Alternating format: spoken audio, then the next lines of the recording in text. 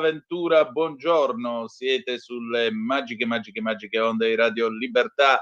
Questa è la rassegna stampa, io sono Antonino Danna, questa è la puntata di oggi, giovedì 8 di maggio dell'anno del Signore 2025, sono le 7:35 e 10 secondi, cominciamo la nostra trasmissione, vi ricordo, date il sangue, in ospedale serve sempre, salverete vite umane, chi salva una vita umana salva il mondo intero. Secondo appello, radiolibertà.net, fesso chi non lo legge, perché vi perdete i Liberamente del direttore responsabile Giovanni Sallusti, gli Auto da Fe di Giulio Cainarca, la rassegna stampa di Semivarin, ma che sto sostituendo io, le videopillole e molto altro ancora. Vi ricordo anche le coordinate a cui incrociamo: 340 670 9659 per le vostre zappe o WhatsApp che dir vogliansi, 029294 7222 per il telefono quando lo dirò io, comunque dopo le 9. Bene, noi cominciamo. Buongiorno, ben trovato al nostro pescatore di onde Simone, buon lavoro anche a te e grazie come sempre. E allora andiamo a vedere le notizie di stamattina. Stava a sentir, abbiamo aspettato come tanti fessi fino alle 9 di ieri sera e non è successo assolutamente niente, o meglio, come da copione, è stata fumata nera. Andiamo a vedere le agenzie, l'ANSA, eccola qua, prima fumata nera dopo 3 ore di conclave, stamattina i cardinali tornano nella Sistina. Ancora la guerra commerciale, Dazi-Trump, oggi annuncerò un accordo con un grande paese, i media USA e il Regno Unito. La tensione India-Pakistan, notte di scontri lungo il confine in Kashmir, Islamabad, vendetta per i civili. Il Premier Time al Senato, Meloni, spese militari al 2% del PIL nel 2025, sia alle preferenze nella legge elettorale. E ancora c'è stato questo evento di ANSA, DTI e Deloitte, intelligenza artificiale nello spazio tra presente e futuro. Cecchettin, vorrei parlare con chi dice Turetta un modello. Vorrei parlarci anch'io, però per fargli assaggiare quanto è duro il muro. Perché uno che dice che Turetta è un modello è uno che veramente l'unica cosa che può fare è sbattere la testa al muro, non è che può fare altro. La BBC, ecco qua in diretta, il primo ministro del Pakistan dice di aver ordinato una risposta agli attacchi indiani dopo i morti di Pahalgam. Shehbaz Sharif dice che il Pakistan ha risposto agli attacchi aerei dell'India abbattendo dei jet indiani, una dichiarazione che però Delhi non ha ancora confermato. Dopodiché adesso andiamo a vedere anche la BBC, vedete qua dedica una striscia tutta al conclave, guarda il primo giorno del conclave in un minuto, ecco la fumata nera che si è materializzata alle 21:01, queste sono le suore con le loro reazioni e naturalmente si spiega per chi non è cattolico che la fumata nera significa che ci vorranno ulteriori votazioni domani, cioè oggi, dal momento che non è stato scelto ancora un nuovo pontefice. Adesso andiamo a vedere le prime pagine dei quotidiani in modo tale da cominciare il nostro viaggio attraverso i giornali. Eccolo qua, Avvenire, il quotidiano dei vescovi. Stava a dire che la notizia d'apertura di quasi tutte le testate oggi è il conclave. C'è un interessante report sulla verità sull'immigrazione, gli italiani hanno paura e poi si parla ovviamente anche di Meloni, di referendum, di Gaza e di eutanasia nel Veneto. Ma andiamo avanti. Avvenire, eccolo qua, il quotidiano dei vescovi, vi dicevo, il fatto extra omnes, ore attesa, primo voto e fumata nera. Dopo la missa proeliggendo pontifice, nella Cappella Sistina i 133 cardinali hanno iniziato lo scrutinio per il nuovo Papa. Ecco la fotonotizia a centropagina, sotto il blu, l'azzurro sbigottito del michelangiolesco Giudizio Universale. Ecco che entrano i porporati e vanno ad accomodarsi ai loro scranni. Ancora, voto tra un mese e il referendum e le ragioni della semplificazione richiesta, italiani di fatto, di diritto in un tempo più breve. Anche voi vorreste il tempo d'attesa per avere la cittadinanza ridotto a 5 anni? Scriveteci 340 670 9659. Il Corriere della Sera, mitico Corrierone, cominciato il conclave, l'esito del primo scrutinio 4 ore e mezza dopo l'extra omnes. Oggi nuove votazioni. Il Papa, l'attesa, fumata nera, i 133 cardinali isolati nella Sistina, l'abbraccio del decano Re a Parolin, auguri doppi. Ecco qua il comignolone che fuma il suo candelottone di color nero, perché vi ricordo che alla stufa originale hanno messo il turbo nel 2005, c'è quest'altra stufa aggiuntiva che spara su in alto i fumogeni sia nero che bianco. Per adesso stanno consumando quello nero. Di spalla al Senato, appello sulle riforme, Meloni sulla difesa, spesa al 2% del PIL, scontro con Renzi, il procuratore indagato va in pensione, Prestipino il passo indietro e dice sull'indagine contro di me sono tranquillo, era stato accusato di aver rivelato dei segreti d'ufficio, vedremo che cosa succederà naturalmente nel prosieguo.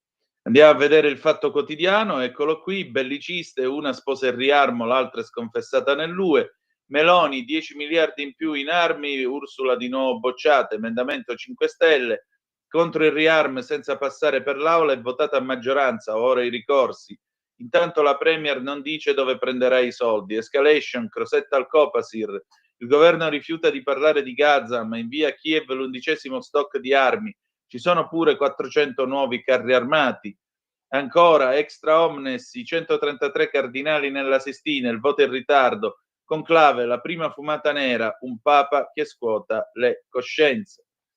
Il Giornale, anche qua la notizia d'apertura è una fotonotizia col comignolone della Sistina. Primo giorno di conclave, fumata nera col giallo, quasi 50.000 fedeli in piazza San Pietro, il voto arriva in ritardo. Ecco le ipotesi. Oppositori divisi, l'italiano spera, l'attesa del candidato forte, Parolin, oggi il giorno decisivo. La Premier in Senato, Meloni, la nuova agenda, sia al 2% del PIL per la difesa e al piano per Gaza dai paesi arabi. Apertura sul ritorno alle preferenze. La giornata in Parlamento, il duello con Conte e Renzi, via alla partita elettorale, il commento di Augusto Minzolini. Piccolo box qua a centropagina, raid aerei in Kashmir, scontri tra India e Pakistan, rischio di guerra atomica. Il Tempo, ecco qua, grande titolo cinematografico oggi però. Attenti a quei due, gli auguri doppi di Re a Parolin, poi l'extra omnes e il nulla di fatto, ma fra i porporati non elettori si sussurra di un'intesa possibile a breve. C'è chi scommette sul ticket tra il segretario di Stato e il filippino Tagle. Ancora di spalla, eccolo qui, il voto dei cardinali. Sempre il comignolo mentre fuma nero, la lunga attesa dei 50.000 a San Pietro, la speranza di un papa, poi la fumata nera. Intervista al cardinal Bagnasco, è un momento storico, il nuovo pontefice deve essere gradito a Dio e non al mondo di Nico Spuntoni. Il cardinal Bagnasco è stato sia arcivescovo di Genova che presidente della CEI, la Conferenza Episcopale Italiana. Premier time al Senato, Meloni contro tutti, il 2% del PIL in difesa, sui migranti gufi smentiti, preferenze per votare. Nuova maggioranza nell'UE, ribaltone per Ursula, il piano di Fitto passa, il centrodestra si può fare. Conflitto in Medio Oriente, il piano della Casa Bianca per tagliare fuori Hamas, un governo USA per la striscia. E poi abbiamo il momento più divertente della rassegna stampa, il tempo di Osho, tutti gli occhi alzati per 3 ore e quel gabbiano sul comignolo. Eccolo qua il gabbiano sul tetto della Sistina mentre guarda il comignolo che ancora non ha vomitato fumo nero. Che ci avete da guardare? Che non avete mai visto un gabbiano? Una medaglia a quest'uomo. La Repubblica, cardinali divisi al primo voto e fumata nera. Gli auguri doppi di Re a Parolin nell'ultima messa, poi l'inizio del conclave e una imprevista lunga attesa. Il confronto nella Sistina tra italiani e bergogliani. Da stamattina si ricomincia, previsti 4 scrutini. Di spalla, Meloni in Senato, scontro sulla sanità con le regioni e poi India-Pakistan, venti di guerra, bombe e minaccia nucleare. La Stampa, anche qui fotonotizia di apertura, intrighi cardinali. Iniziato il conclave, fumata nera dopo una lunga attesa, vuoto il primo referendum su Parolin.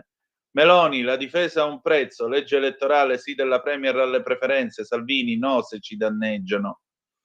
Ancora avanti, La Verità, l'asse franco-tedesco prova a resistere, Merz-Macron, la coppia di zoppi cerca di fregarci sul riarmo. Dopo la figuraccia al Bundestag, il cancelliere corre a casa dell'altro leader debole.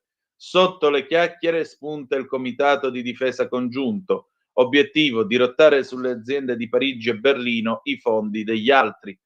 Eccolo qua a centropagina, il cardinal Grech da Malta, documenti scovati da fuori dal coro, ombre sul papabile Grech, ha protetto preti accusati di pedofilia.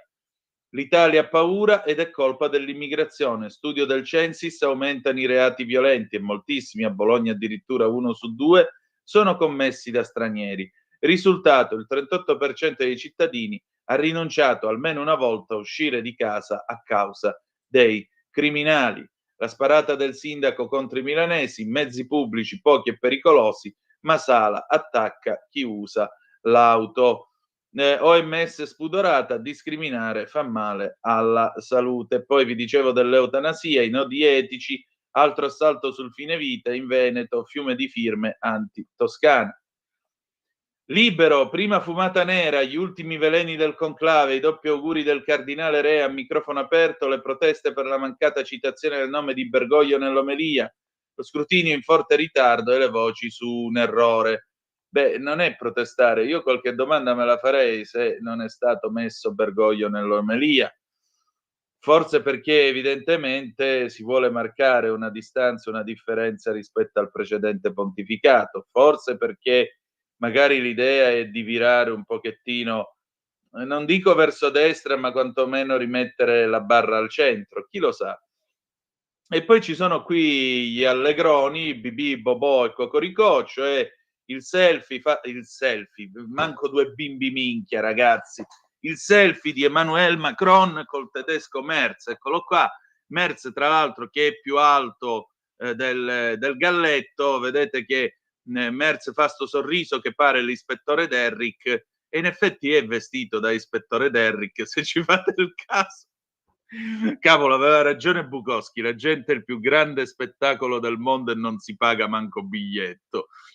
Eccoli qua, insomma, l'ispettore Derrick e l'ispettore Clouseau, cioè Macron e Merz. Macron Merz svelato il piano per spartirsi l'UE. Ti piacerebbe? Scontro Renzi e attacco alle regioni. Allora, calma. Scontro con Renzi, attacco alle regioni sulle liste d'attesa, nuovo duello in Parlamento, Meloni mette in riga tutti. Ancora il conflitto India-Pakistan perché rischiamo la guerra nucleare.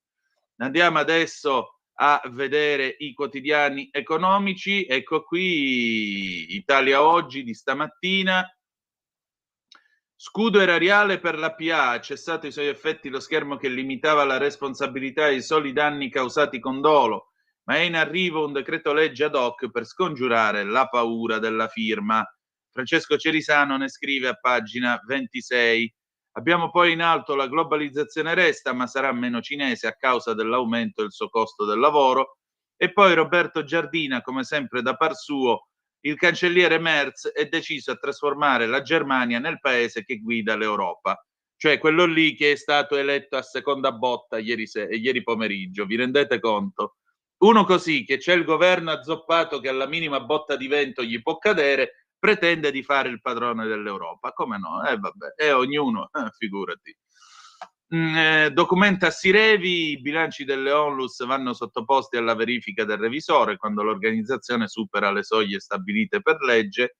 E poi c'è lui, implacabile come sempre, l'immenso Pierluigi Magnaschi, direttore di Italia Oggi, diritto e rovescio, nel celebrare i primi 100 giorni del governo Trump, il segretario al tesoro USA Scott Bessent ha scritto sul Wall Street Journal che questo è solo l'inizio.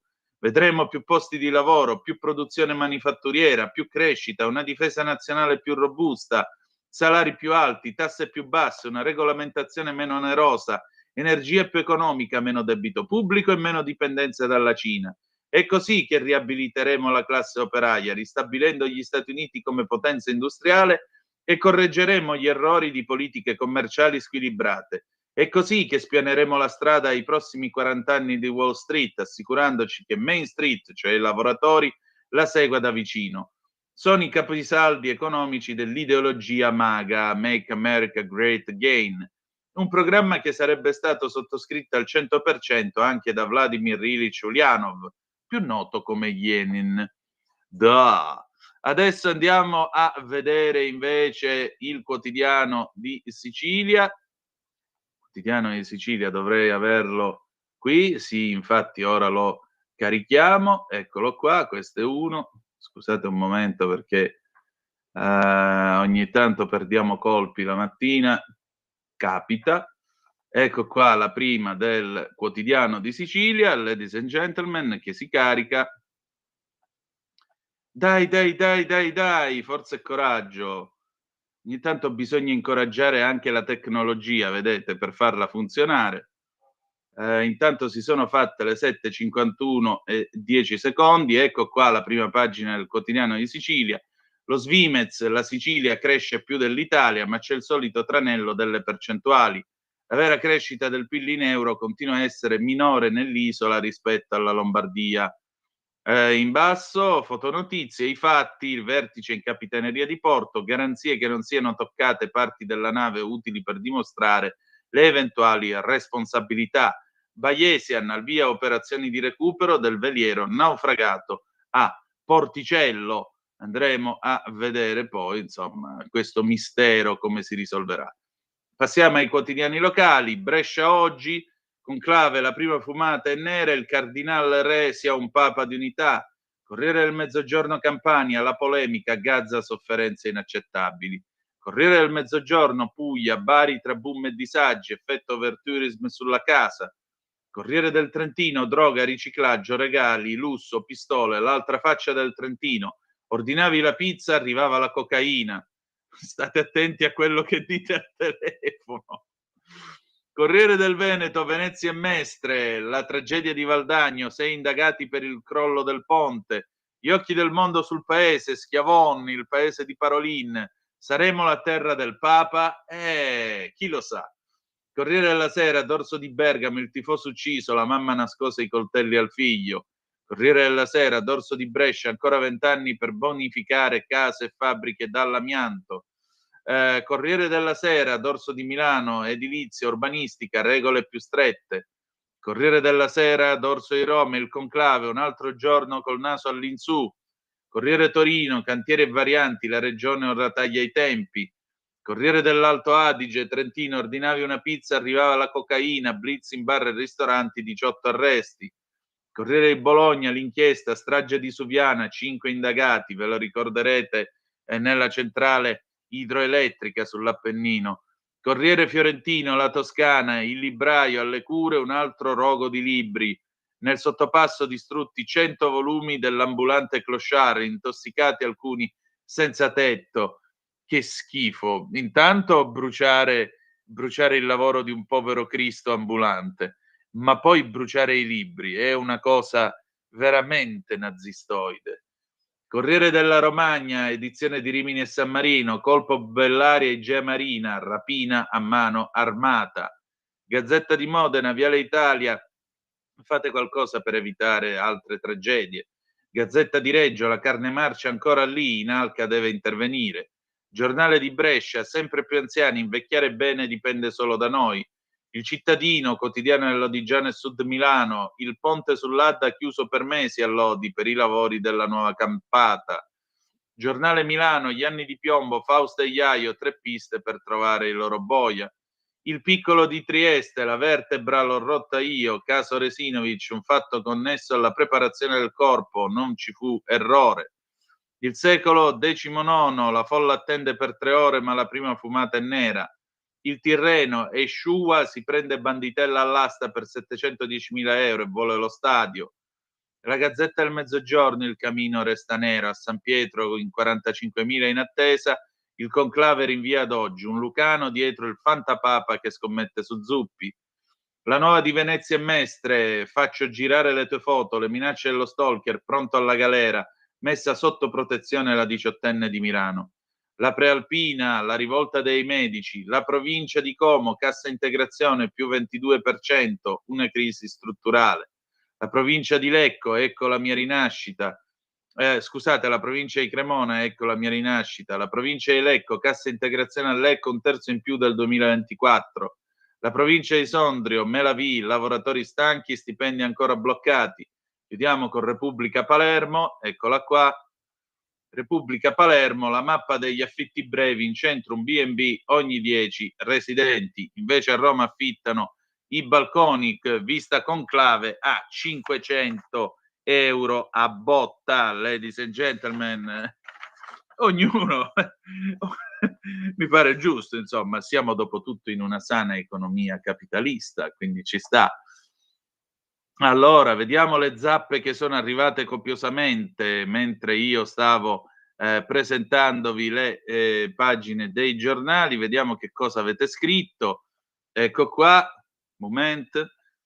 Buongiorno Antonino, ricapitolando, archiviazione per Magrini sulle nefandezze Covid, secretazione dei verbali commissioni Covid, chiusura conti visione TV grazie a Pina Picerno PD, interrogazione parlamentare contro BioBlu sempre della Picerno, a questo punto più potente il governo Meloni, perché ha fatto un'intervista a un russo, decostruzione per via giudiziaria della cosiddetta democrazia in tutta Europa e poi crediamo di essere liberi, PS aggiungo, telecamere pure nel mio cesso così vedono quante volte ci entro. Benvenuti nel 1984, chi vuole capire. Ancora, buongiorno, ma i Verdi, la UE non hanno nulla da dire contro le fumate nere del Vaticano. Laudato sì, dove la mettiamo, Marco? Vabbè, ma è colorante, non è così inquinante. Ma se è lo Spirito Santo a guidare l'elezione del nuovo pontefice, perché aspetta dei giorni per definire il prescelto? Meditate gente, Maurizio. Perché lo spirito soffia dove vuole, sta all'uomo riuscire a fare silenzio dentro di sé per ascoltarlo. E questo è quello che non succede più in questa fottutissima società in cui ognuno si parla addosso più che altro, amico mio. Visto che ci siamo, diamo il diritto di voto appena arrivati. Ancora, Walter, ciao Antonino, oggi sono pragmatico. Cittadinanza, mia figlia ha acquisito la cittadinanza australiana dopo 8 anni di lavoro. Ha speso $7.000, sostenuto esame orale e scritto. Mio figlio ha ottenuto la cittadinanza UK dopo 6 anni di lavoro, spesa 1.600 sterline. Esame scritto e orale. Qui abbiamo cittadini e cittadine che manco la lingua sanno. Ecco Walter, allora ti pongo una domanda. Ritieni che i tuoi figli siano stati trattati in modo razzista o ritieni invece che i paesi di cultura anglosassone siano paesi seri? Perché pure mio papà, quando è andato davanti al giudice nel 1972, gli ha dovuto dimostrare che sapeva leggere e scrivere correntemente almeno l'inglese al Canada. Poi ancora, Marco da Milano, fosse per me li rispedirei tutti a casa loro, prima e seconda generazione. Questi vengono per migliorare e fanno figli che non sanno educare. Ancora, Antonino, il gabbiano non è esplicitato nella Bibbia, ma fa parte degli uccelli impuri. Guarda la provvidenza, Marco. E ancora, ciao Antonino, pensa a quelli che invece pensa a quelli che invece ordinavano la cocaina e gli arrivava la pizza. Me li immagino mentre escono e si trovano davanti il rider con la 4 stagioni. Ma io la volevo colombiana! Non ci avevo pensato. Siete straordinari, veramente. Grazie. Io lo trovo splendido tutto questo. Vabbè, basta. Simone, andiamo in pausa. Piero Pelù, io ci sarò del 2000. Torniamo tra poco.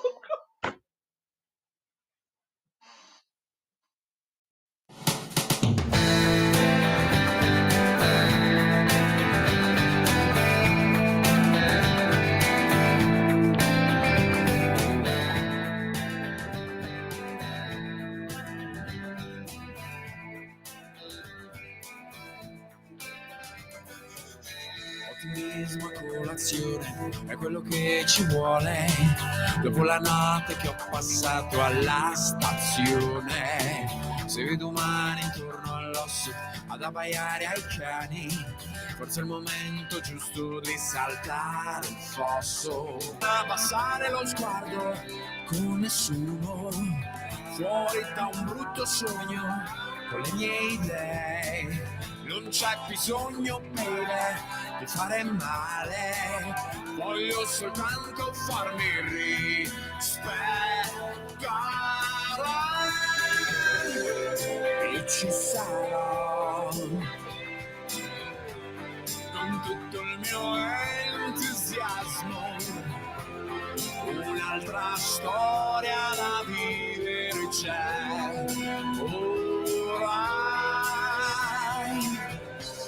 e io lo farò con tutto il mio entusiasmo, con tutta la rabbia che c'è in me, in me.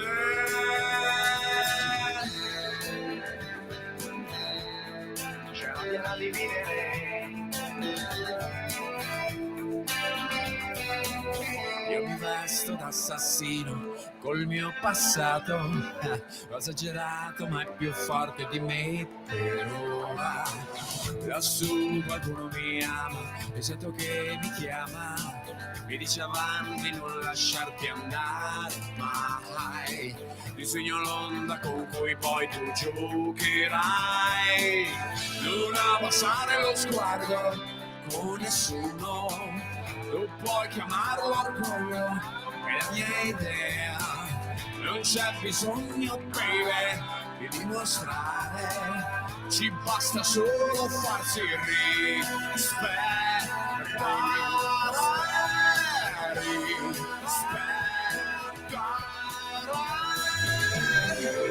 E ci sarò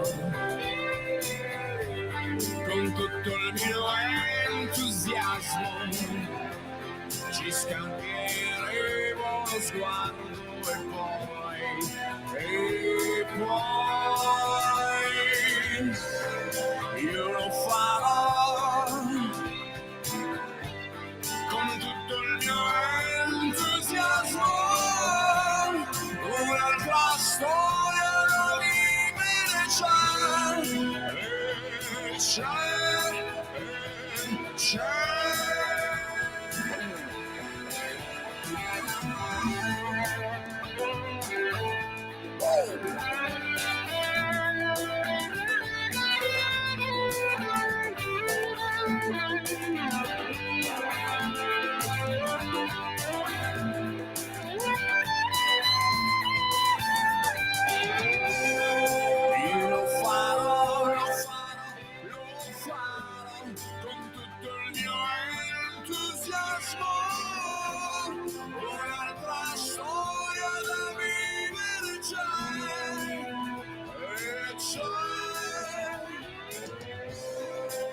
Ci sarò con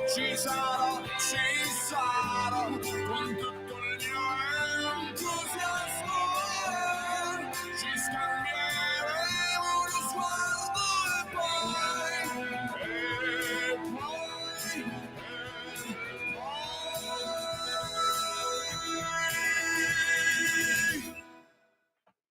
Io ci sarò con tutto il mio entusiasmo.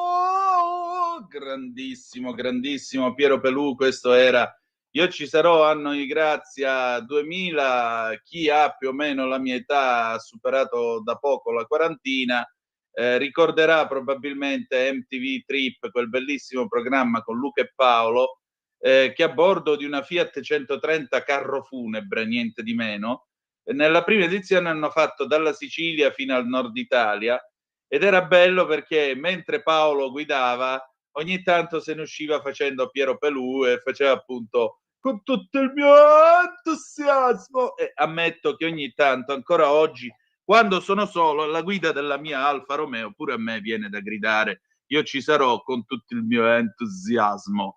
Proibito. Questa è un'altra citazione dei Litfiba.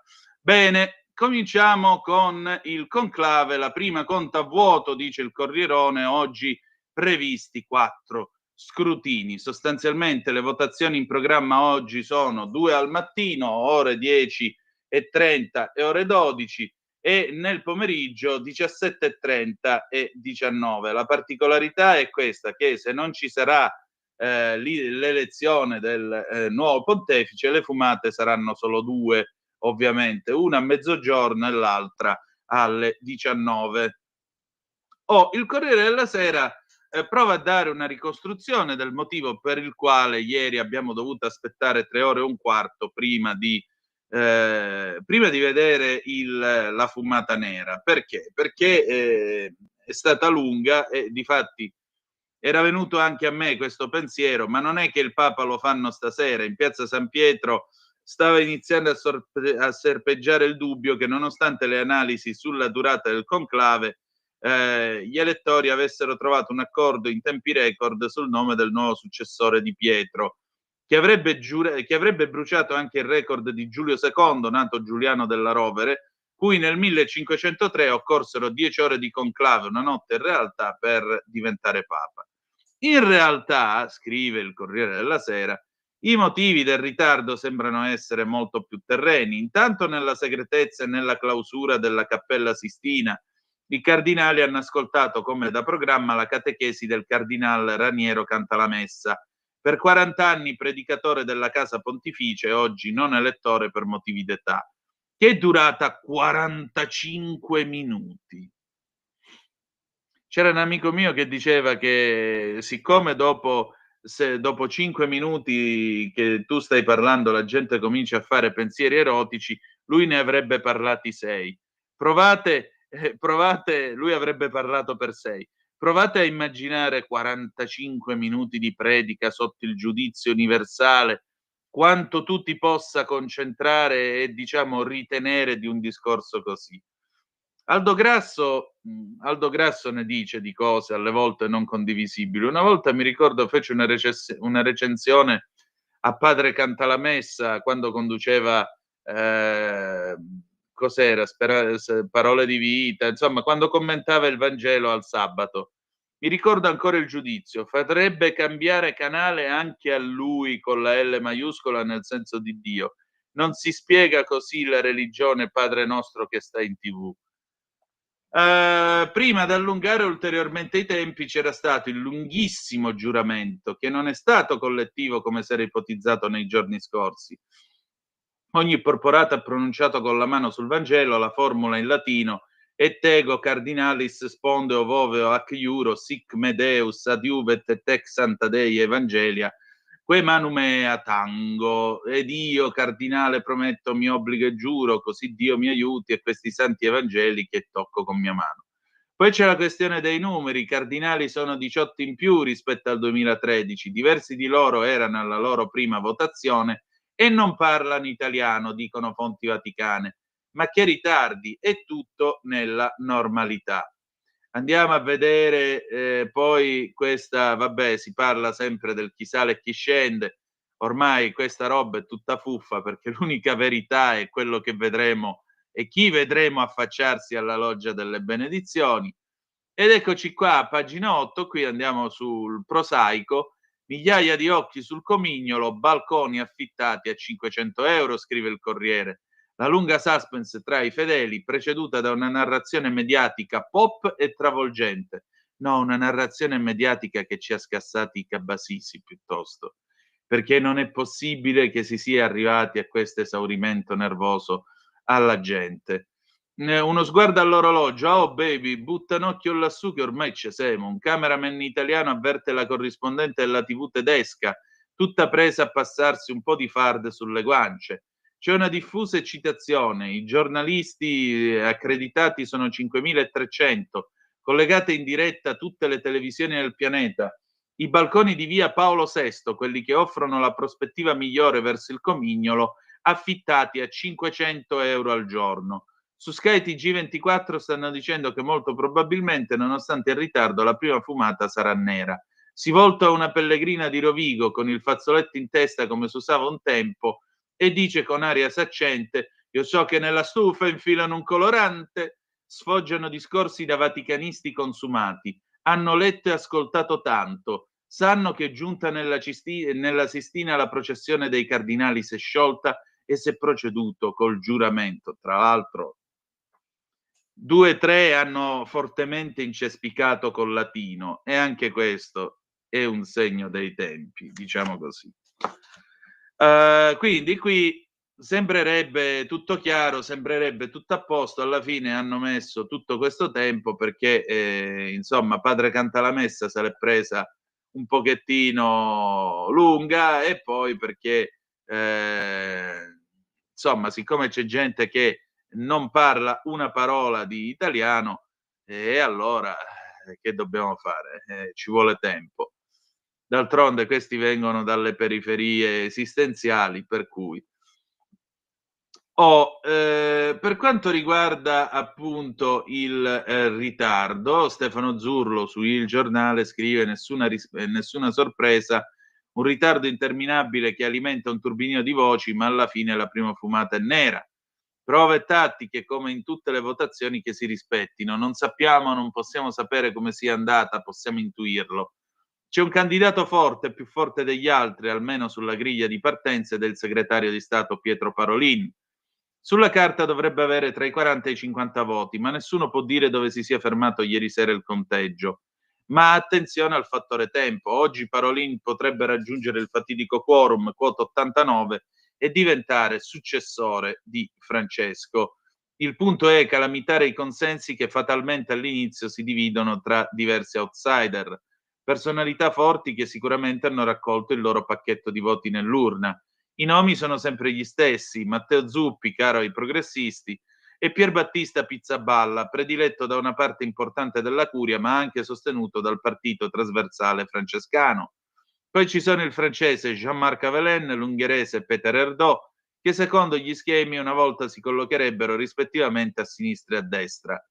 Ma è evidente che certe differenze oggi reggono molto meno e i 133 elettori cercano un uomo che sappia coniugare talenti e capacità in un modo quasi miracoloso, ma questo si chiede al nuovo Papa. Poi in corsa c'è anche il filippino Luis Mario Tagle, la voce dell'Asia, che schiera nella Sistina 24 porporati.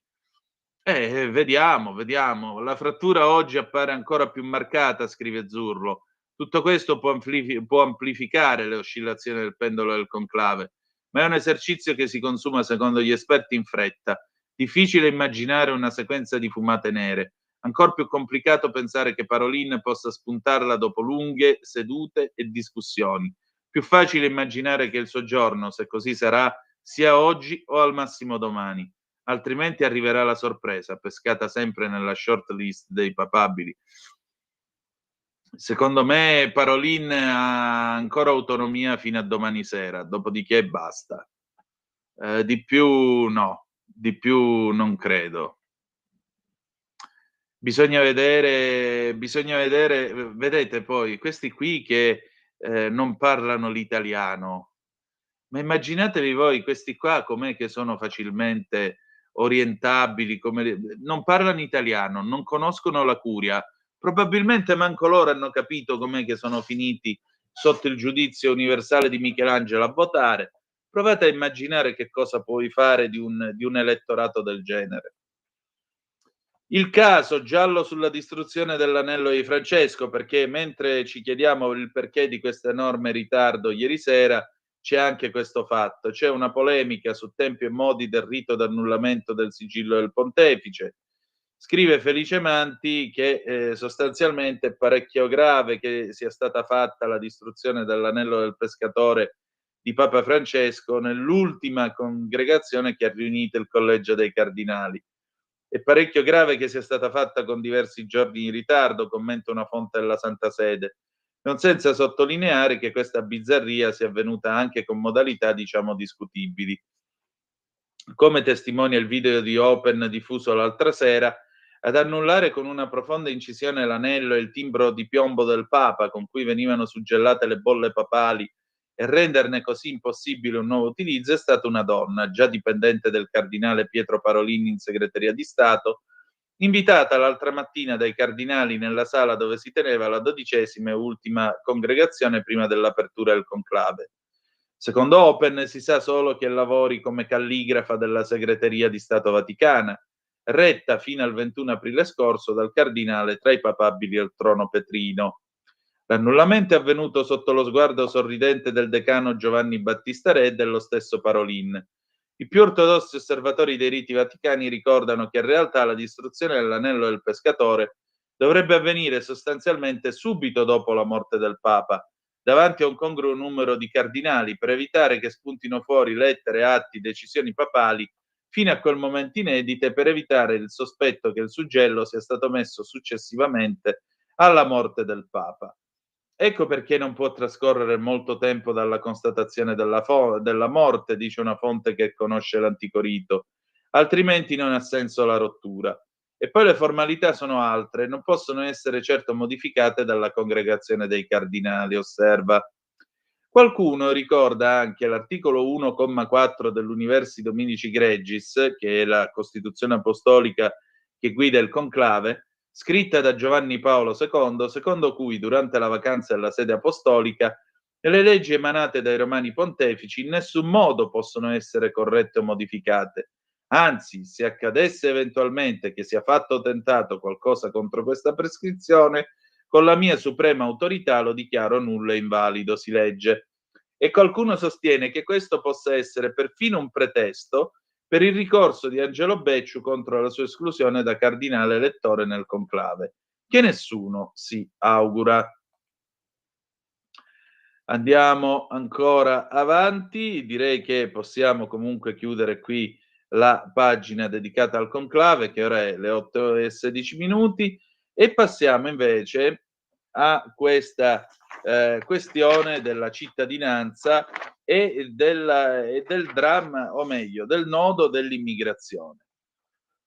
Allora, a venire, come abbiamo visto appunto prima dando un'occhiata alle prime pagine dei quotidiani, a pagina 10-11 si occupa appunto italiani di fatto, di diritto in un tempo più breve, perché tra un mese ci saranno questi 5 referendum e tra essi c'è anche questo fatto, c'è anche questa idea di dimezzare il tempo d'attesa per diventare cittadini italiani. Ecco qua. Italiani di fatto ma anche di diritto. Tra un mese il referendum sulla cittadinanza per dimezzare il requisito di 10 anni di residenza continuativa nel paese per gli stranieri. Sono 2 milioni e mezzo di adulti e ragazzi che vivono regolarmente sul territorio. Da oltre un decennio il Parlamento non riesce a legiferare. Cosa succede? Succede che dimezzare, scrive il collega Luca Liverani, dimezzare da 10 anni a 5 il requisito di residenza continuativa nel nostro paese agli stranieri che qui vivono e pagano le tasse è l'obiettivo del referendum sulla cittadinanza, uno dei 5 previsti l'8 e il 9 giugno. Se il Parlamento da anni non riesce a dare una risposta, la società civile gioca la carta referendaria. Con 637.000 firme raccolte in soli 20 giorni, ben oltre le 500.000 richieste. Il traguardo è dare piena cittadinanza e combattere le discriminazioni vissute quotidianamente da 1,8 milioni di persone immigrate in Italia da anni, assieme ai loro circa 800.000 figli minori, quasi 2 milioni e mezzo di aspiranti italiani.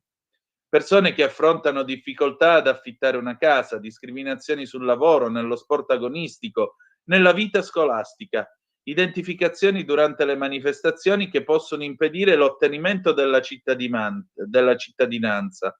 La norma del 92 è tra le più restrittive in Europa. Germania, Francia e Olanda prevedono 5 anni, la Spagna a certe condizioni addirittura 2. La riforma, dicono promotori e società civile, porterebbe inclusione, diritti, riconoscimento del contributo economico e legale. Sul referendum sulla cittadinanza registriamo un silenzio assordante, afferma Antonella Soldo, coordinatrice del comitato promotore, a cominciare dal servizio pubblico. In Rai l'informazione è assente. Perfino al concerto del 1° maggio dei sindacati non è stato permesso a conduttori e cantanti nessun riferimento all'argomento. Il giorno del concertone, aggiunge, abbiamo srotolato un'enorme bandiera italiana con al centro un sì a Piazza San Giovanni in Laterano sul monumento a San Francesco. Tempo 3 minuti, una quindicina di agenti di polizia in borghese, più di noi che manifestavamo, si sono precipitati intimandoci di togliere tutto perché non autorizzati. Forse la signora non ricorda che al concertone del 1° maggio 3 tunisini che evidentemente avrebbero potuto beneficiare di questa misericordiosa riduzione di tempo per diventare cittadini italiani, già che c'erano, hanno ben pensato di molestare, palpeggiare una ragazza italiana, al punto che sono dovute intervenire le forze dell'ordine. Li hanno portati in carcere e poi li hanno rimessi fuori. Così, giusto per darvi completezza di informazione. A lanciare la proposta referendaria sono stati Più Europa è possibile, quest'ultimo non presente in Parlamento, per abrogare alcuni passaggi della norma esistente, visti il mancato esame di progetti di legge che proponevano uno ius soli temperato. Lo ius soli puro non esiste in Europa, è uno ius scholae per i minori. La legge sulla cittadinanza è apparsa vecchia già 30 anni fa, dice il segretario di Più Europa Riccardo Maggi, presidente del comitato promotore referendario. Maggi ricorda che per decenni si è discusso di riformarla e il consenso sembrava trasversale nella politica, ma è sempre mancata la volontà concreta finché il tema non è scomparso dall'agenda. Il nostro referendum, dice Maggi, dà ai cittadini la possibilità di farlo. Consentire che cittadine e cittadini di fatto lo diventino anche di diritto è giusto e democratico e significa non solo investire sul futuro dell'Italia, ma guardare alla realtà attuale della società italiana. Non sono d'accordo. 10 anni è un tempo giusto perché tu ti devi integrare nella società. Ti devi integrare, devi dimostrare che sai leggere e scrivere l'italiano, devi dimostrare che conosci i diritti degli italiani, devi dimostrare che le tue donne non stanno recluse in casa e molto altro ancora. Altrimenti arriviamo sempre alle sceneggiate che arrivano queste donne velate davanti ai sindaci nei paesi e quando quello gli chiede come ti chiami o gli chiede che ora è, che giorno è, quelle e non sanno che dire. Perché? Perché non parlano una parola di italiano. Dai, non prendiamoci in giro, dai, non prendiamoci in giro. Ma siccome giustamente piove sul bagnato, amiche e amici miei, ma non dall'avventura, ecco a voi Elly Schlein che sui referendum attacca la Meloni e dice invita all'astensione perché ha paura. E dice pure non solo l'invito all'astensione è un tradimento dei principi costituzionali che fissano il voto come dovere civico, ma aggiunge un governo che teme che il popolo possa esprimersi, un governo che teme il popolo stesso e promette che comunque il PD andrà avanti con la battaglia. Ora,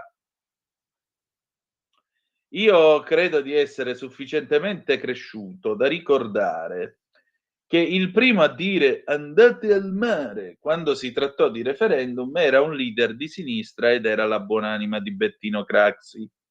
Aggiungerei anche un'altra cosina, già che ci siamo. Ieri lo avete visto, c'era un invito a boicottare i referendum nel lontano 2003 a opera dei democratici di sinistra. La signorina Schlein, ma da quale mondo è piovuta per venire a farci la lezione di diritto costituzionale? Vabbè, lasciamo perdere, dai. Comunque, se avete voglia di dire la vostra, 340 670 9659. Andiamo oltre perché si sono fatte già le 8:23 e 34 secondi e vi dicevo la verità, a proposito di immigrazione, pubblica i risultati di questo sondaggio che dice molto del nostro paese. Studio del Censis, aumentano i reati violenti, moltissimi, a Bologna addirittura 1 su 2, sono commessi da stranieri. Risultato, il 38% dei cittadini ha rinunciato almeno una volta a uscire di casa a causa dei criminali. L'Italia ha paura ed è colpa dell'immigrazione, ne scrive il collega Alessandro Rico a pagina 5 e noi andiamo a pagina 5 della Verità, eccola qua. Il risultato dei confini spalancati, la gente ha paura di uscire di casa. Sconvolgente studio Censis, aumentano reati, rapine e scippi. Per l'82% delle donne andare in giro è pericoloso e il 65% degli italiani ritiene lo Stato impotente. Ringraziamo i clandestini, delinquono 10 volte più degli altri. Guardate un po' le risposte e in particolare la crescita dell'allarme sociale per genere. Rosso è la femmina, azzurro è il maschio e poi c'è il totale. Allora, all'affermazione "quando torno a casa di sera ho paura", le donne rispondono sì il 67,3%, gli uomini 46,5%, ma il complesso nella media è 57,2%. Seconda affermazione: negli ultimi anni quando esco mi sento meno sicuro, sicura. Le donne dicono sì nel 74,2%, gli uomini dicono sì nel 60,1%, ma il totale degli italiani è 67,4%. Ancora, negli ultimi 5 anni girare per strada è diventato più pericoloso. A questa affermazione rispondono sì l'81,8% delle donne, sì il 69,5% degli uomini, totale 75,8% degli italiani. Cioè di questo stiamo parlando. E allora andiamo a vedere più in dettaglio questa indagine appunto del Censis. In 20 pagine di relazione mancano stime sull'impatto che ha avuto l'immigrazione sulla diffusione della delinquenza in Italia. I numeri sciorinati dalla Fondazione Romana andrebbero incrociati con quelli del Ministero dell'Interno, di cui La Verità aveva dato conto mesi fa. Ai clandestini è riconducibile il 9% dei crimini denunciati, sebbene essi rappresentino solo lo 0,8% della popolazione. In sostanza, hanno una propensione a violare la legge 10 volte maggiore degli altri. Nel 2024 denunciati e arrestati erano il 26% stranieri irregolari o apolidi di provenienza ignota. In alcune province il loro contributo saliva addirittura all'80%. Il Censis ha dipinto un quadro a tinte fosche. Le rapine su pubblica via al 31 dicembre scorso risultavano cresciute del 24,1% rispetto al 19%. I borseggi sono aumentati del 2,6%. Gli scippi con contatto diretto perpetrati strappando un oggetto alla vittima sono balzati al 7,9% in più. Vengono in mente le immagini della gang milanese che aggrediva le anziane sull'uscio di casa per sottrarre loro gioielli e borsette. Non a caso, in rapporto alla popolazione, quella in cui si trova il capoluogo meneghino è la provincia con la più alta incidenza di reati, 69,7% ogni 1000 abitanti nel 2024, seguita da Firenze e Roma, che è prima in termini assoluti. Male anche Rimini, 60,3 reati ogni 1000 abitanti, e Bologna, 60,9, sulla cui area metropolitana il Viminale ha lanciato un allarme. Come riportava ieri il Resto del Carlino, il Dicastero ha voluto sottolineare che il 47% dei crimini lì viene commesso da immigrati. Il sindaco del PD Matteo Lepore, per tutta risposta, se l'è presa con l'esecutivo, che non manda abbastanza poliziotti e non porta a termine le espulsioni. Un bel cortocircuito. Quando si parla di rispedire a casa i delinquenti stranieri, il suo partito si mette di traverso. Alle donne il report di ieri dedicava un capitolo a sé. Lo scorso anno le violenze sessuali denunciate sono state il 34,9% in più del periodo pre-Covid. Il ministero di Matteo Piantedosi aveva già certificato che il 44% degli abusi viene commesso da stranieri, i quali non di meno rappresentano il 9% della popolazione. Quel dato era stato aggiornato a settembre 2024 ed era in ascesa vertiginosa, a paragone con il 38,74% risalente al 2013. Il 25,6% delle intervistate dal Censis poi ha dichiarato di aver subito almeno una molestia, il 23,1% uno scippo o un borseggio, il 29,5% di essere stata seguita da uno sconosciuto. La sensazione di pericolo si traduce nell'adozione di una serie di precauzioni che, osserva lo studio, limitano fortemente le libertà individuali, ma che comunque non sono un'esclusiva femminile. Il 75,8% dei cittadini di entrambi i sessi dichiara che negli ultimi 5 anni girare per strada è diventato più pericoloso. La percentuale sale all'81,8 tra le donne e all'82,5 tra chi ha i redditi bassi, a riprova che il fenomeno ha ormai assunto i tratti di un'autentica ingiustizia sociale. Ecco, ora ci diranno che siccome sono poveri sono ignoranti e per questo sono razzisti e per questo votano Lega. Quindi quelli che hanno paura siete voi che ci state ascoltando.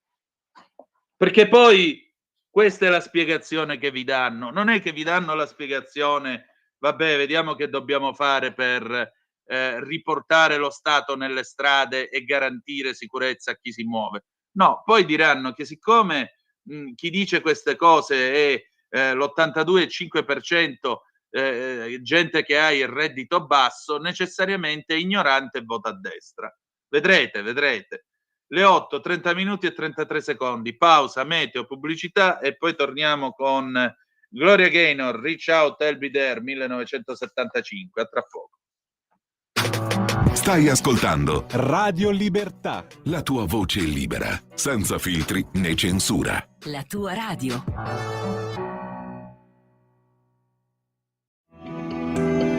Il meteo.it presenta le previsioni del giorno. Nonostante una pressione atmosferica in moderato aumento, anche oggi prevarranno condizioni di instabilità su buona parte del paese. In mattinata tempo molto dinamico al centro-nord, con rovesci maggiormente probabili su Liguria, Toscana, Marche, Lombardia e nord-est in genere. Andrà meglio sui restanti settori, dove avremo comunque un cielo irregolarmente nuvoloso. Nel pomeriggio poche variazioni, ancora instabilità e locali rovesci al centro-nord, più stabile al sud. Per ora è tutto da ilmeteo.it, dove il fa la differenza anche nella nostra app. Un saluto da Lorenzo Tedici.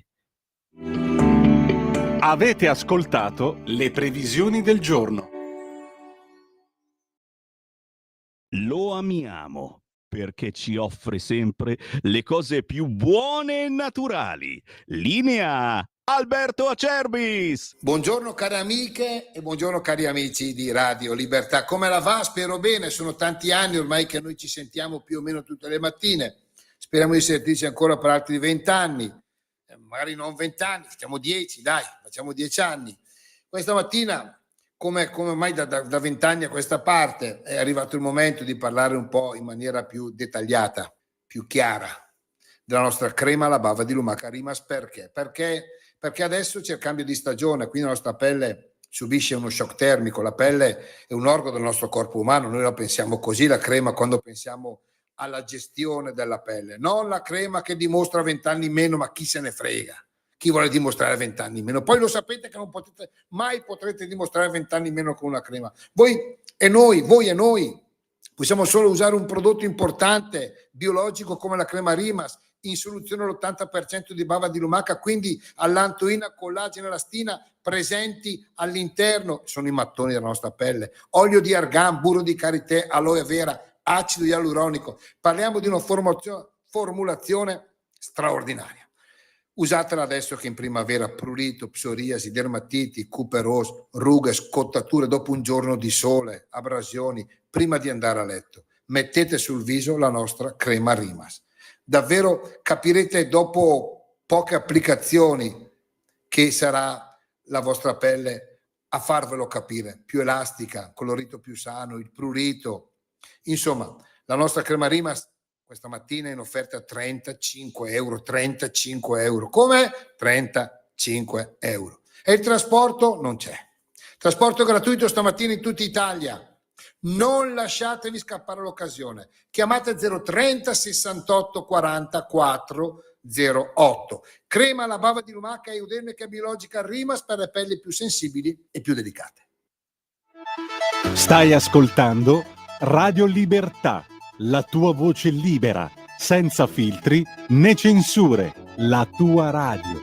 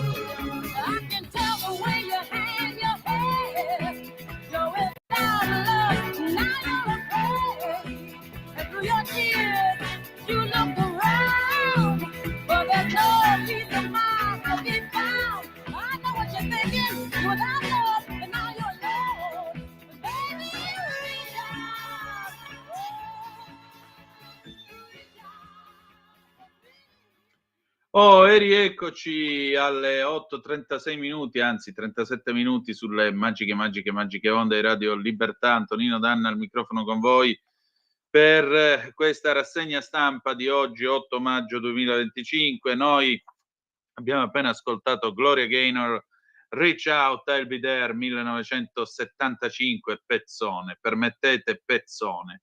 Abbiamo delle ulteriori zappe al 340-670-9659. Ciao immenso Antonino, no, immenso sei tu, Luca da Brescia. Ti posto l'imbarazzo dello spettatore in prima fila, c'è questo gabbiano che dice mi sento osservato, vorrei ben dire. Ancora, la finanza faccia una verifica sulle fatture messe da chi affitta i balconi a 500 euro, Maurizio. È tutto stupefacente in Vaticano con Francesco, sì, ha lasciato una buona dose di confusione. Ancora, ma per carità, come mai mia mamma invalida di 86 anni non ha diritto di avere una visita fisiatrica prima del 2026, una visita protesica uditiva per lo stesso anno? Diritti a chi non vuole doveri, Marco. Ancora, Agnese, ciao Agnese, grande Antonino, in merito a concedere la cittadinanza agli stranieri dopo soli 5 anni è impensabile, non hanno voglia, a parte pochissimi forse, di integrarsi. Anzi, non parliamo poi di come considerano la donna. L'Epore aiuta, scrive qualcun altro che non si firma, l'Epore aiuta i personaggi peggiori, aiuta le occupazioni illegali, adesso ha una bella faccia di bronzo a dire che sia colpa del governo. Il capogruppo Lega in comune a Bologna da anni denuncia queste situazioni, ovviamente inascoltato. Stefano, buongiorno Antonino, buongiorno a te Stefano. A me questa pagliacciata del referendum fa doppiamente incazzare. Si fonda su due retoriche disoneste. La prima, quella secondo cui gli immigrati ci pagano le pensioni e contribuiscono alla spesa dello Stato, dato falso, proprio sbagliato dal punto di vista contabile, la retorica dei diritti, i quali non gli sono mai negati, mai, neanche quando non ne hanno, perché appunto non cittadini. La Costituzione parla dei diritti del cittadino, non dei diritti di chi che sia. No, non è vero. La Costituzione usa due espressioni: tutti, quindi anche chi non è cittadino, e poi i cittadini quando si tratta di determinate cose. Ad esempio il diritto di voto.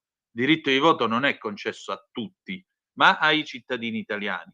Ma per esempio l'articolo 21, che è quello che mi permette di guadagnare pane, tutti hanno il diritto di esprimere la propria opinione con la parola, lo scritto, eccetera, eccetera, eccetera. Tutti, non i cittadini italiani e basta. Poi si dimenticano dei doveri e su questo siamo d'accordo. Maggi si ricordi di dire agli italiani senza diritti che bisogna morire per Maastricht, che Putin mette in pericolo le democrazie e i diritti e dovranno probabilmente andare a morire al fronte. Vediamo quanti di questi parassiti vanno sfruttando il doppio passaporto, se ne tornano nei loro paesi, a detta loro, da cui scappano dalla guerra. Ma per favore. Due proposte, dice Stefano. La cittadinanza italiana ai nuovi richiedenti deve essere subordinata alla fedina penale.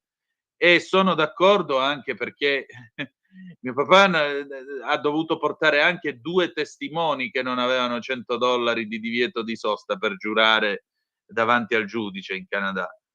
Seconda proposta, la cittadinanza italiana deve essere subordinata alla rinuncia di quella di origine, basta. No, questo non si può fare perché è contro i diritti umani, la Carta dei diritti dell'ONU. Ancora Pietro, Antonino, per forza il PD continuerà la battaglia anche se non vincono il referendum, perché se non hanno i voti degli immigrati staranno all'opposizione altri 50 anni.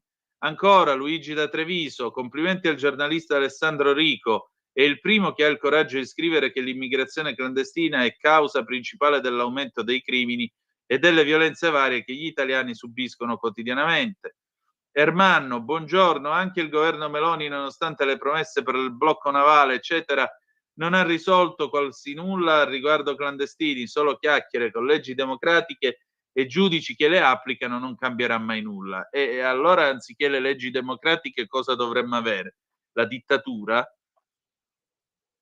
Poi non scadiamo, vi prego, non scadiamo nella chiacchiera da bar dopo, Allora, abbiamo qui Repubblica, che tra l'altro pubblica questa foto dei resti del DC-9 dentro l'hangar a Pratica di Mare e scrivono nella didascalia l'hangar di Pratica di Mare dove è conservato il relitto del DC-9.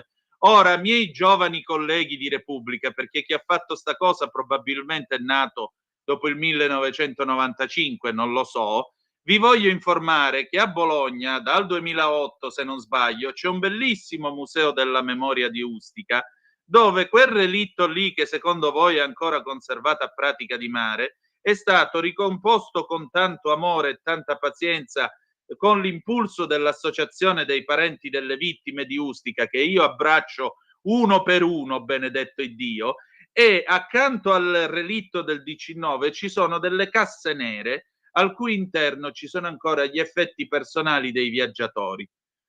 Se non lo sapete, c'hanno anche un bellissimo sito internet, andatela a cercare su Google, ma per carità di Dio e di tutti i santi, non mi fate questa cazzata in mano e in pagina, perché mettere questa foto e scrivere che l'hangar di Pratica di Mare dove è conservato il relitto del DC-9 è un gesto sciatto verso queste vittime. Vi prego.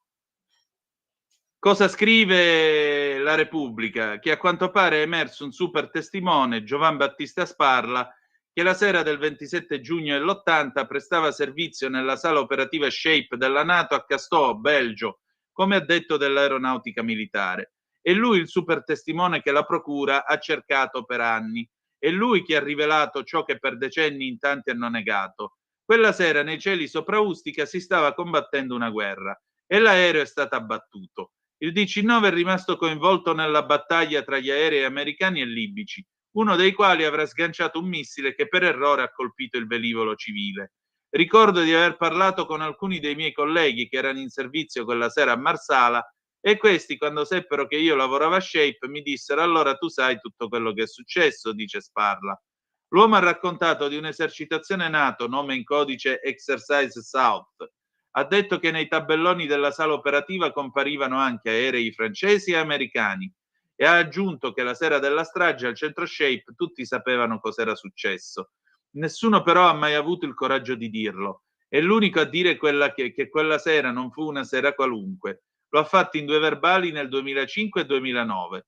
Le autorità militari interpellate, francesi, americane, belghe, hanno negato nessuna esercitazione, ma le parole di Sparla hanno trovato conferme durante le indagini, da altri militari, civili, tecnici radar, da chi, senza conoscersi, ha indicato la stessa verità: c'erano navi e velivoli militari. Le indagini, come scrive la procura, sono state fatte nell'unico interesse che è sempre stato quello della ricerca della verità e non di una verità. Il tutto mediante un'azione investigativa diretta a soddisfare l'interesse primario e insopprimibile della giustizia e non un agire funzionale a garantire interessi d'altro tipo. L'inchiesta ha raccolto oltre 30 testimonianze, ha varcato i confini con decine di rogatorie. Alla NATO sono stati inviati 15 quesiti, agli Stati Uniti 21, Francia 8, Belgio, Germania, autorità libiche, Canada. Nessuno ha dato indicazioni di nomi di piloti o militari impegnati quella sera sopra il Mar Tirreno, dove si è combattuta una guerra, e un aereo civile è stato abbattuto, ma i responsabili restano protetti, nomi occultati, inaccessibili, il missile plausibile, l'attacco verosimile, ma chi ha premuto il pulsante resta ignoto. Così la procura ha chiesto l'archiviazione. Il GIP ha fissato un'udienza il 26 novembre per decidere, ma in quelle 434 pagine c'è un atto d'accusa. Adesso dovremmo essere pronti per qui Parlamento. Oggi abbiamo la senatrice Mara Bizzotto, quindi sigla. Qui Parlamento. Oh, le signore non si fanno aspettare mai e mi scuso. Buongiorno senatrice, ben trovata. Buongiorno a te, buongiorno a chi ci sta ascoltando. Allora, c'è stata in questi giorni la storia appunto dell'asilo, la scuola di infanzia cattolica che ha portato i bambini in moschea nel Trevigiano, e in particolare c'è questa fotografia incredibile in cui i bambini sono tutti rivolti, prostrati verso la Mecca. Ecco, lei ha presentato un'interrogazione a Val di Tara, ce la può raccontare? Sì, ho presentato un'interrogazione perché anch'io, come molti altri, ho visto questa foto che per me è sconcertante, un atto gravissimo, perché vedere dei bambini dell'asilo, quindi si parla di bambini di 3, 4, 5 anni, piegati a pregare all'interno di una moschea, centro islamico, quello che vogliamo definirlo, mi ha profondamente turbato, ecco, e poi le giustificazioni che sono state date mi hanno preoccupato ancora di più. Anche perché stiamo parlando di un asilo, quindi una scuola cattolica, che ha portato questi bambini, giustificando la visita come una visita culturale all'interno di un processo di conoscenza di altre religioni. Allora, fosse stata una semplice visita culturale contestualizzata, nessuno avrebbe detto niente, insomma. Quello che è grave è appunto questo fatto che dei bambini siano stati così costretti o comunque indottrinati a fare un gesto di preghiera, che, come diciamo sempre, comunque è qualcosa di molto personale, durante questa visita.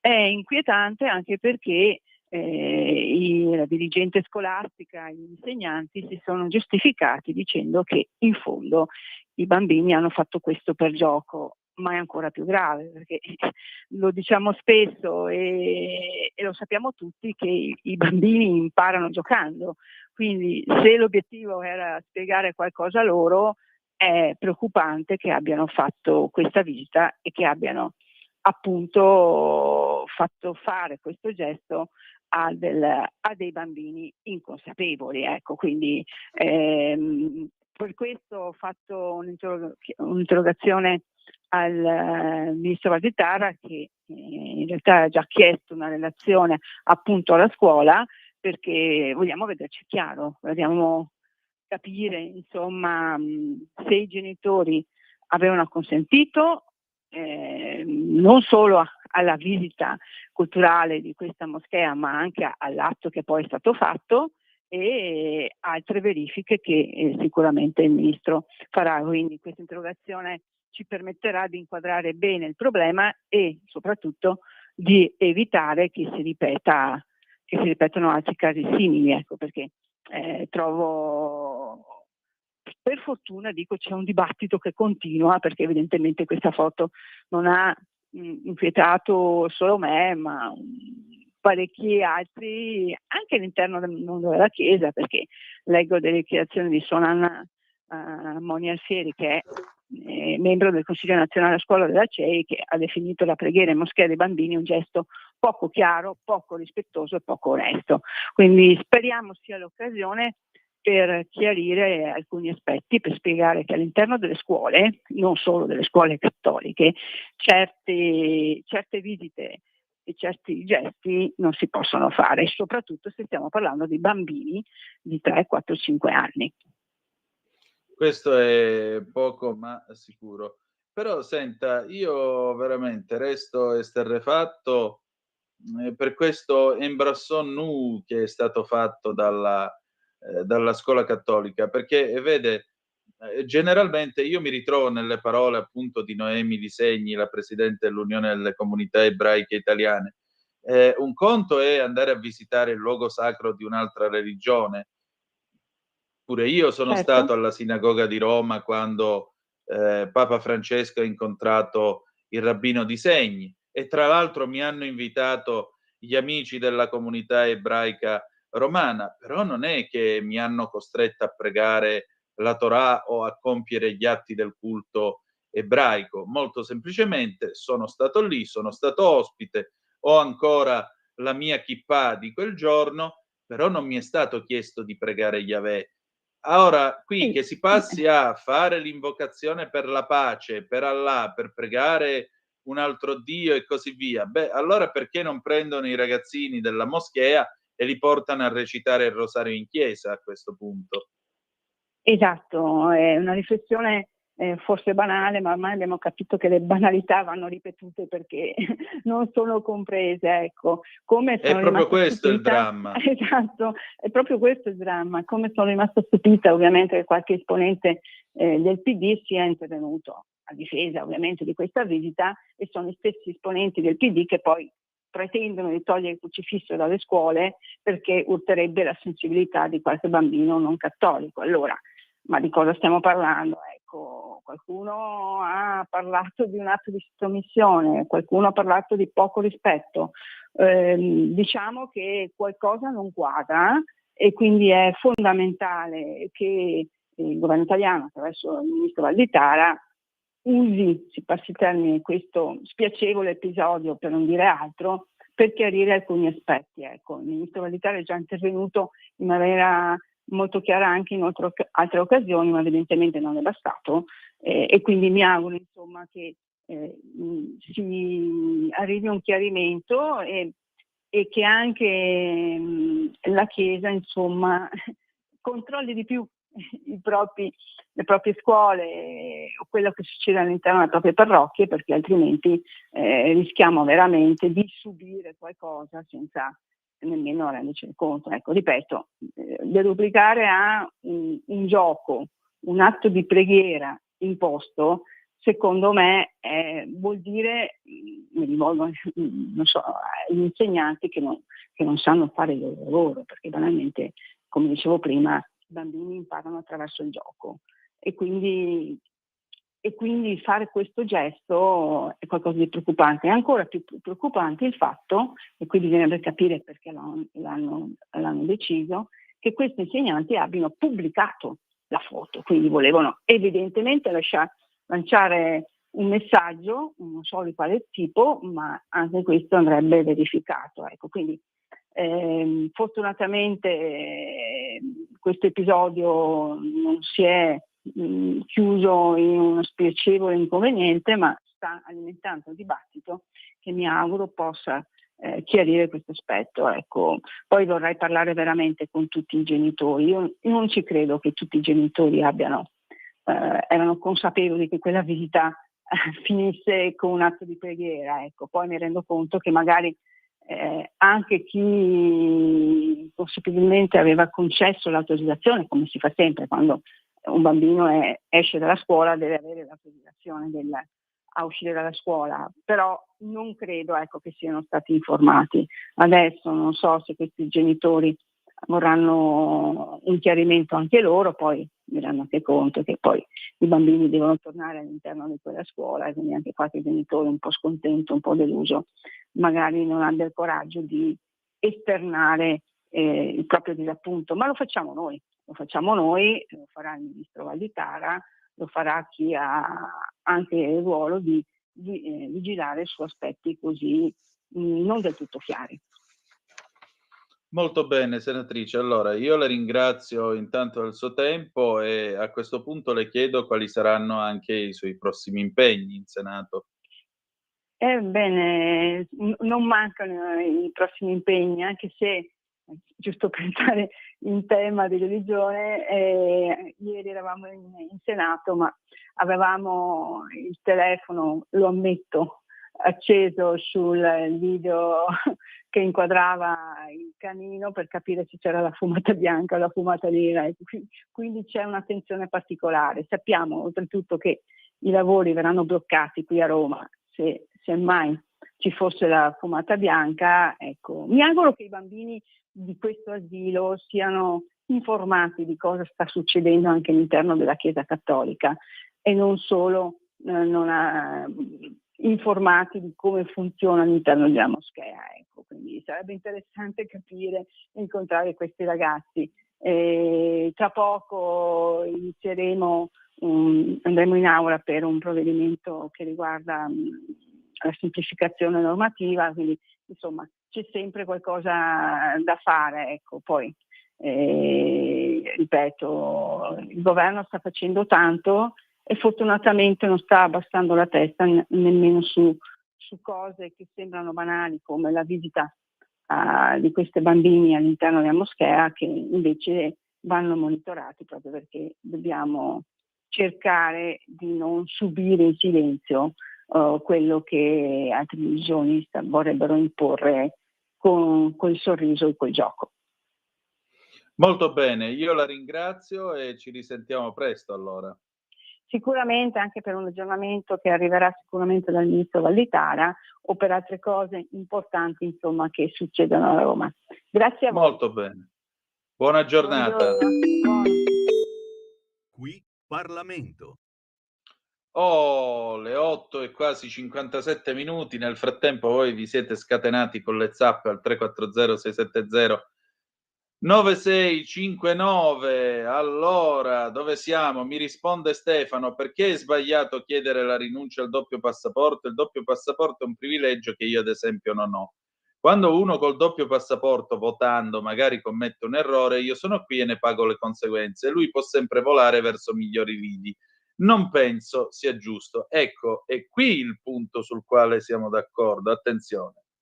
In questo paese, con questa storia degli italiani nel mondo, ci siamo visti piombare dall'alto della gente che dell'Italia non sa assolutamente nulla e che è finita in Parlamento. Vi racconto una cosa. Qualche anno fa un mio conoscente va in America tra gli italo-americani. Italo-americani, c'erano gli italiani nel mondo, potevano votare qua e là. Gli italo-americani erano sostanzialmente incazzati col governo Berlusconi, c'era l'ultimo governo Berlusconi, figuratevi voi quanto tempo è passato, perché il governo Berlusconi gli aveva levato la doppia pensione. Perché siccome tu non paghi più le tasse all'Italia, allora per quale motivo io ti devo pagare la pensione? E la cosa più particolare era avere a che fare con delle persone che si vantavano di non venire in Italia da 30 anni, che si vantavano di aver fatto fortuna oltreoceano, insomma di gente a cui dell'Italia sostanzialmente non fregava più nulla. Allora, se non te ne frega più nulla, per quale motivo devi votare? Aggiungerei anche un'altra cosa. È vero che io sono suddito di Carlo III e cittadino del Canada, ma io non voto alle elezioni a Toronto. Sapete perché? Perché io mica pago le tasse al Canada. No taxation without representation. Per cui io non ho assolutamente intenzione che chi non paga le tasse in Italia venga a votare e a decidere per me. Perché in questo caso sì, se quello da fuori vota, commette degli errori, poi io me la pago e lui resta lo stesso oltreoceano. Altra cosa che tu mi dici, un altro esempio perché non voglio sembrare razzista. De Benedetti, cittadino svizzero, ha pagato per il male che ha fatto? Ma qui tu non mi puoi parlare della Svizzera. Vedi, quando poi entriamo in queste cose, ci sono anche gli accordi internazionali. Certi paesi riconoscono i reati, certi altri no. L'esempio più banale è stato qualche mese fa con quello che aveva messo la bomba a Piazza della Loggia. Un signore di 68 anni che oggi è un tranquillo pensionato, ma siccome è diventato nel frattempo cittadino svizzero, la legge svizzera non gli riconosce, non riconosce il reato per il quale egli è stato condannato in Italia, perché per loro risulta prescritto. Lì allora dobbiamo rivedere gli accordi internazionali, ma non ha senso dire, beh, vabbè, togliamo la doppia cittadinanza. E per quale motivo? Ancora, in breve, i clandestini vanno uccisi prima che sbarchino come proponeva Pierferdi Casini qualche anno fa. Ricordate, Ermanno, però vergognati quando scrivi queste cose, dai. Francamente, pure questo linguaggio odioso, vanno uccisi. Ma che cazzo di linguaggio è? Dai, su. Ancora, un po' di civiltà quando vi esprimete, anzi, quando ti esprimi, perché voglio dire, io li leggo i messaggi, ma quando leggo queste cose, dai. Grande Antonino, grande tu, stavo suggerendo la stessa proposta, accompagnare per una visita culturale i bambini di famiglie islamiche in chiesa cristiana e recitare per esempio il rosario. Cosa accadrebbe sui nostri giornali e nel mondo progressista? Prova a immaginarlo. Ponte della Friula, scuola materna, maestre, dovete svegliarvi, i bambini portateli a vedere il fiume sacro alla patria, il Piave vicino a voi, dove 600.000 italiani sono morti, Gino col cuore in Friuli. Ancora Anna Maria da Vicenza, il doppio passaporto è comodo per molti per venire a curarsi in Italia gratuitamente e non sono pochi. Sì, certo, Anna Maria, è altrettanto vero che la legge attuale sulla cittadinanza aveva delle falle che adesso sono state strutturate, perché c'era addirittura, vedevo in TV qualche settimana fa, un paese, credo nel Veneto, dove gente che aveva il trisnonno italiano, gente emigrata nel 1880, e questi arrivavano, parlavano solo portoghese perché erano tutti brasiliani. Se eu tresavolo partito di qua, là, datemi il passaporto. No, il passaporto niente. Pubblicità, torniamo tra un po'. Stai ascoltando Radio Libertà. la tua voce libera, senza filtri né censura. La tua radio. Ladri in casa o in azienda? Prima è meglio che dopo. Oggi la soluzione si chiama Dialogos e passo subito la parola e do il benvenuto alla ditta Sicurbet, tecnologie per la sicurezza. Un saluto a te e a tutti gli ascoltatori. Vi prego di prendere carta e penna perché vi do subito il numero di telefono che potete chiamare per proteggere voi e la vostra casa 24 ore su 24. Questo è il numero di telefono che potete chiamare per il sopralluogo gratuito 389 11 89 705, ripeto 389 11 89 705. Vi ricordo che io rappresento Sicurbet, tecnologie per la sicurezza. Siamo produttori dell'antifurto Dialogos, progettato e costruito interamente in Italia, antifurto che può gratuitamente essere collegato alle forze dell'ordine di zona, ovviamente previa vostra richiesta.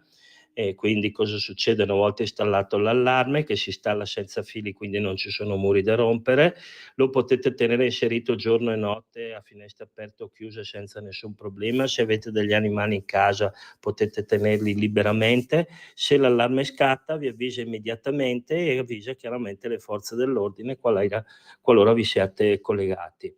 Ripeto il numero di telefono 389 11 89 705. Vi ricordo che l'antifurto è anche coperto da una garanzia integrale totale per 2 anni con sostituzione gratuita del prodotto nel caso si dovesse guastare. Una garanzia del genere so che non la offre nessuno, ecco, per cui voi valutate, abbiamo varie soluzioni, chiaramente anche videocontrollo, quindi telecamere, sensori da giardino, telecamere intelligenti e via dicendo. Vi ripeto il numero di telefono che è 389 11 89 705. Un saluto a tutti e ricordatevi sempre che prima è meglio che dopo. Ladri in casa? Installa Dialogos 389 11 89 705. Dialogos è l'antifurto senza fili che ti permette di stare in casa con l'allarme inserito, anche ai tuoi amici animali. Chiama il numero 389 11 89 705. Antifurto Dialogos e sei protetto 24 ore su 24. 389 11 89 705. Sicurbet. Prima è meglio che dopo. Stai ascoltando Radio Libertà. la tua voce libera, senza filtri né censura. La tua radio. E allora, bella gente, le 9:05 minuti e 22 secondi, mi fate chiudere con 2 notizie e poi dopo apriamo il telefono allo 0292947222 se avete voglia di intervenire. Allora, le notizie sono dal Fatto Quotidiano. Intanto abbiamo il Piacenza, arrestato primario, decine di abusi su colleghe, pensate un po' voi. Il reparto di radiologia degli ospedali civili di Piacenza era diretto da un primario pubblicamente molto apprezzato, Emanuele Micheletti, che dentro al suo ufficio, questo dicono le indagini di procure e squadra mobile locali, assaliva sessualmente dottoresse e infermiere con frequenza pressoché quotidiana. Dopo la denuncia di una delle vittime, gli inquirenti hanno imbottito la struttura sanitaria di Cimice e telecamere. Quello che ne è venuto fuori è una galleria degli orrori, 32 fra violenze e rapporti sessuali, alcuni consenzienti in 45 giorni. Ma forse a colpire ancora di più è il clima di forte omertà che per i PM ha ottenuto il professionista. Temuto dalle vittime, in certi casi reticente perché uomo potente per posizione e conoscenze.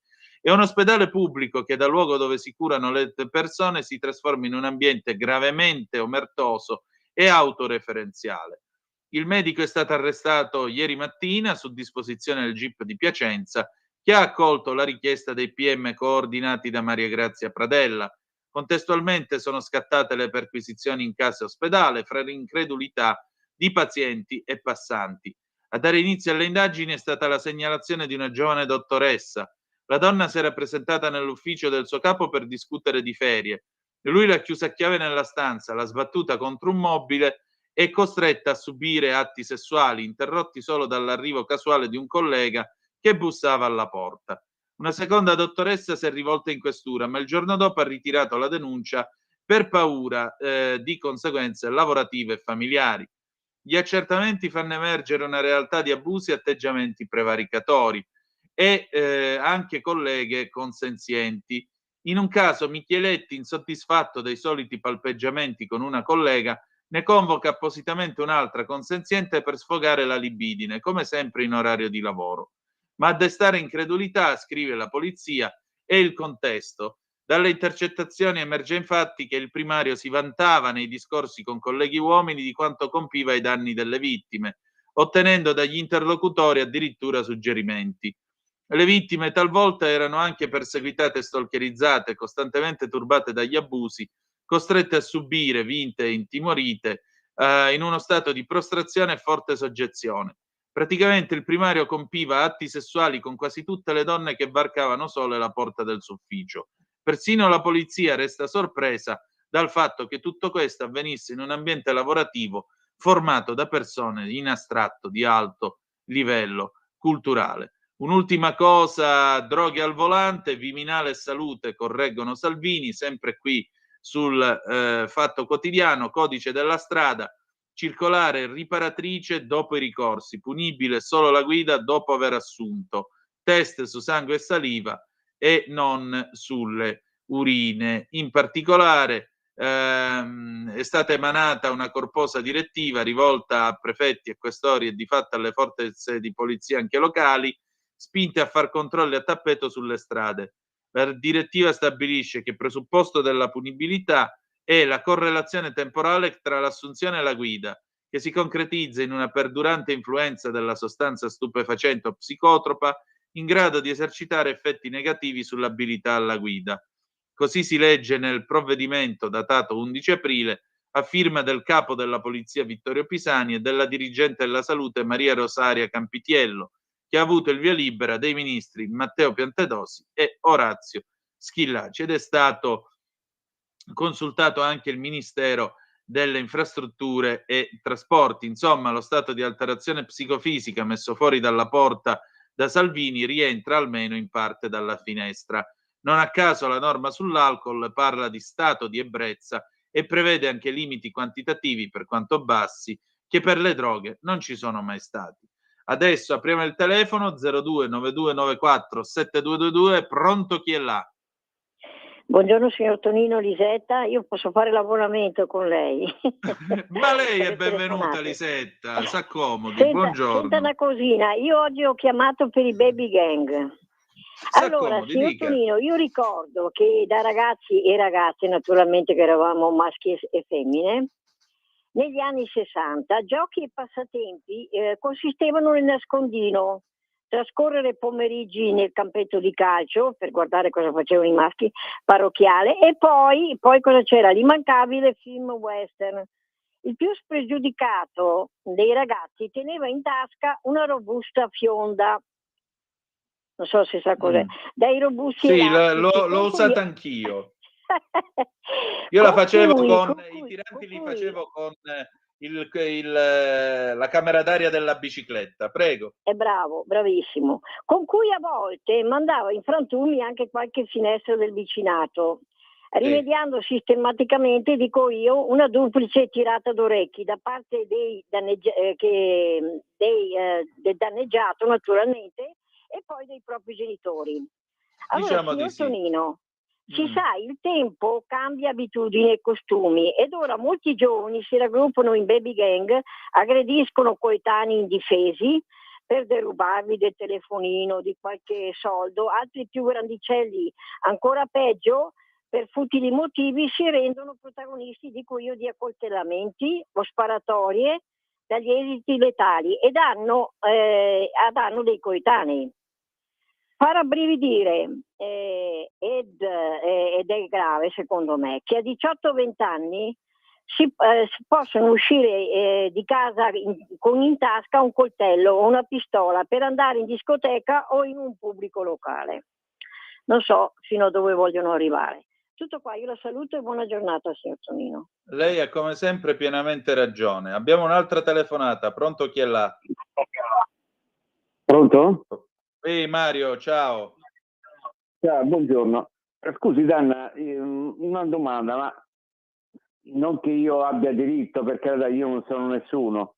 Così, a titolo informativo, poi non è che voglio dare consigli sul, diciamo, le trasmissioni della radio, splendida radio, che Dio ce la conservi per i prossimi 100 anni, non 10 anni.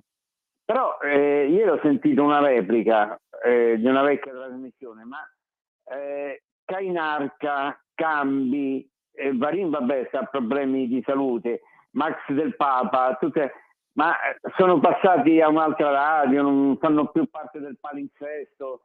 Se magari potessi avere un po' di notizie, se le vuole dare ovviamente, poi c'è il segreto professionale, se non le vuole dare non c'è problema. Veramente ieri Giulio Cainarca è andato regolarmente in onda e c'era anche Carlo Cambi. Sono capito, vivi, era una replica di una vecchia trasmissione, credo. Era una replica di una vecchia trasmissione, credo. No, erano in diretta ieri. Poi tra l'altro c'è stata, l'hanno replicata stamattina pure. E oggi c'è Max del Papa. Ah no, allora tutto quanto, allora mi sono sbagliato io, forse il fatto che sono entrato e uscito. No, sono vabbè, vivi, sono allora vivi. Tutto quanto a posto. Sono vivi e lottano assieme a noi, Mario. Sono vivi e lottano insieme a noi. No, vivi sicuramente, camperanno tutti i 100 anni, questo è sicuro. Per carità, no, era solo così perché avevo sentito un programma vecchio sulla persecuzione e il genocidio degli armeni, ho detto questa mi sa che è una replica di una vecchia trasmissione. Lei mi dice che è tutto quanto uguale, a posto, grazie. Perfetto. Allora, un po' di zappe che avete mandato, sempre al 340-670-9659. Walter, grandissimo paragnosta che non sei altro. Ma c'è Aristoteles della Longobarda in studio. Mi sembra di averlo riconosciuto dall'accento tipico di Bahia.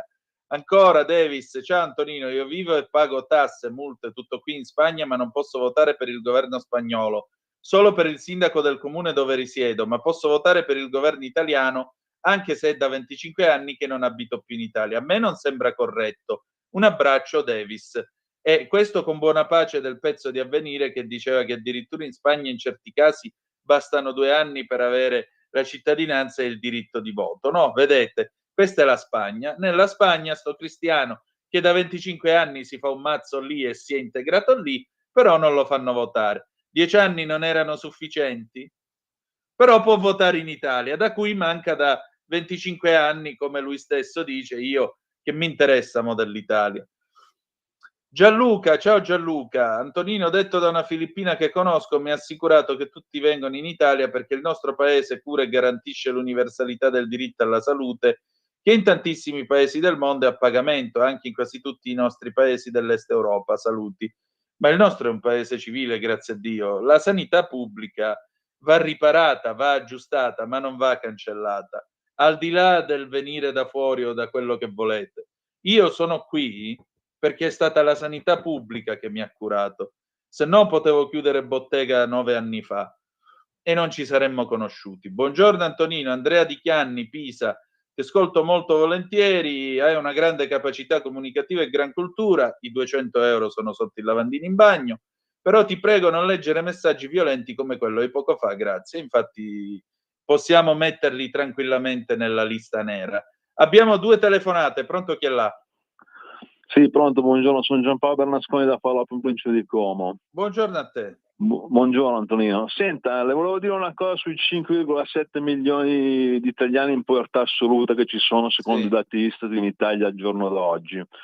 La sinistra, finché andrà avanti a rispondere al popolo che chiede il pane con la procreazione assistita e con i diritti dei gay, perderà sempre, cioè la gente continuerà a votare Giorgia Meloni e Donald Trump, visto che la gente dei diritti dei gay non interessa niente, la gente vuole avere il lavoro, vuole avere una sicurezza economica. E in Italia, aggiungo, concludo, dal 2011 al 2023 550.000 giovani sono andati all'estero a cercare lavoro perché in Italia, e soprattutto laureati in Italia, non trovano lavoro. Grazie, buona continuazione. Grazie a te, grazie per averlo ricordato. Altra telefonata, pronto, chi è là? Sì, pronto, ciao, sono Fabrizio di Sabbio Chiese. Ehi, grande, ciao. Sì, grazie per il grande. Comunque niente, stai bene? Sì, tutto a posto, Bene, dai, dimmi mi fa di te. piacere. Ascolta, io volevo fare questa considerazione. Allora, i dati che ci hanno dato sul fatto che l'81% delle donne ha paura a uscire la sera e poi la gran parte della popolazione si sente insicura, io immagino che parte di questa popolazione, la gran parte, siano gli anziani, siano la gente più indifesa, perché ovviamente uno che pesa 120 kg, alto 1,90 non ha paura a uscire la sera. Allora la situazione secondo me ormai è drammatica, perché qui c'è una limitazione, un'autolimitazione della libertà che è incredibile. Allora non siamo più un paese civile dove uno dice mi sento sicuro, tranquillo, posso fare quello che voglio. No, adesso devi pure limitarti a fare tutto. Le donne escono dai supermercati dopo le 6 la sera, devono guardarsi costantemente alle spalle, devi cercare di mettere la macchina dove ci sono le telecamere e poi non è mai abbastanza. Allora quello che dico io, è possibile che non si riesca a modificare la legislazione italiana? Allora se tu sei un pregiudicato, se sei straniero, se sei un clandestino, devi andare via da questo paese, bisogna mandarli via, perché se poi le statistiche ti dicono che i clandestini commettono i reati, la maggior parte dei reati, bisogna trovare una soluzione, perché non è possibile che la gente si autolimiti la libertà, perché guarda che limitare la libertà è come non avere la libertà, non c'è molta differenza tra importi il coprifuoco e autoimportelo, anzi forse è anche peggio. Allora questa situazione va presa per mano, perché qui questi aumentano di numero, vediamo che sono tutti pregiudicati, conosciuti alle forze dell'ordine, c'è sempre questo trito e ritrita formula, sì ma era già stato attenzionato, ma di che cosa? Quando uno esce dalla prigione, esce dalla questura, fa quel cazzo che vuole. Allora voglio dire, devi andare via dall'Italia, ti porto in un'isola, ti porto in una tendopoli, ti do da mangiare, quando ne hai fini i coglioni mi dici voglio andare a casa mia, ma non possono essere tenuti sul territorio italiano a queste condizioni. E qui non è essere una dittatura o essere... Qui bisogna risolvere una situazione drammatica, va bene? Perché qui ci vanno di mezzo i vecchi, le donne, le persone più deboli dello Stato. Allora quelli di sinistra lo sappiamo che queste cose non le capiscono, ma visto che al governo ci siamo noi, ci vuole qualcosa, altrimenti qui siamo un paese rovinato. Ciao, ti saluto. Ma il qualcosa c'era, ed è il centro che è in Albania. Quando la Marina Militare ha cominciato a trasportare i loro ospiti per l'espulsione, i giudici hanno cominciato a dire che non era il caso, che poi venivano mandati in paesi non sicuri, che l'Egitto non era un paese sicuro, che poi bisognava fare ricorso di qua e di là. Questo è.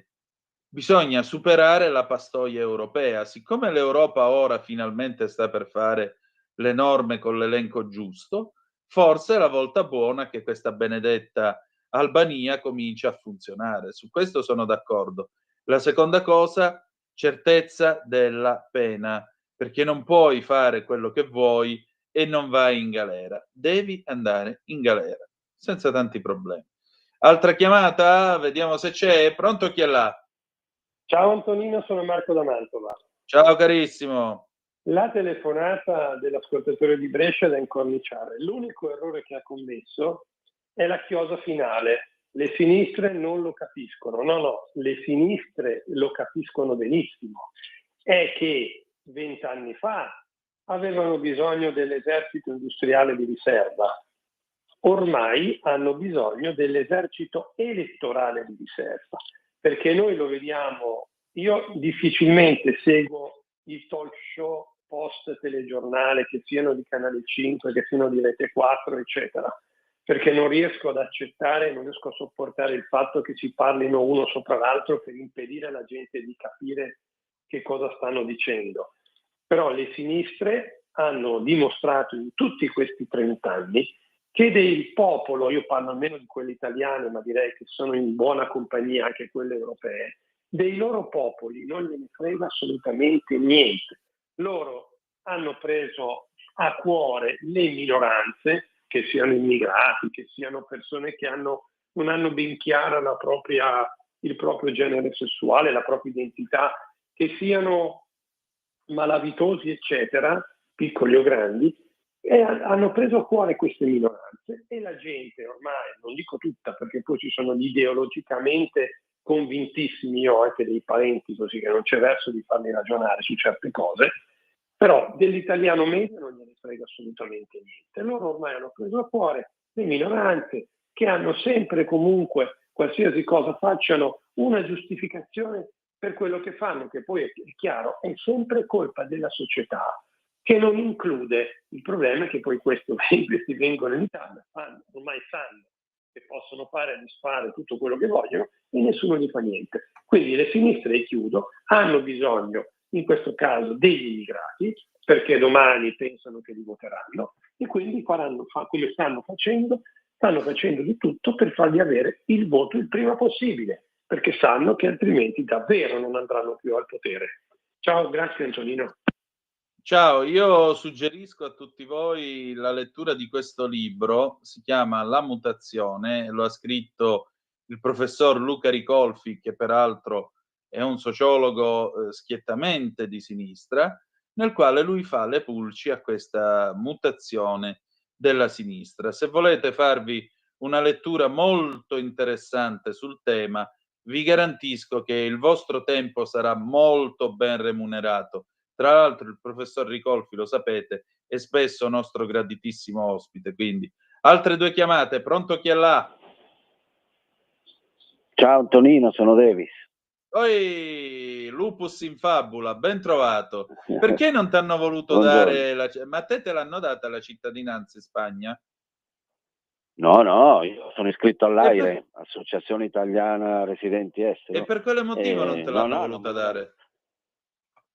Ma non lo so, non me la danno perché non lo so, guarda, non l'ho neanche, ma non la vorrei neanche. Ormai io ho il mio NIE, che sarebbe la carta d'identità per gli stranieri, che è senza foto, che non è valida se non è accompagnata da un documento italiano valido. Sono cittadino europeo e ho tutti i diritti dei cittadini europei e i doveri, ovviamente, tranne quello di votare. E io voto per posta.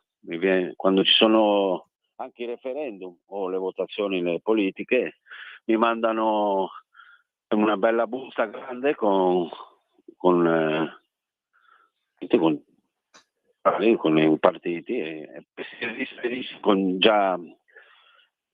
si rispedisce all'ambasciata in una busta con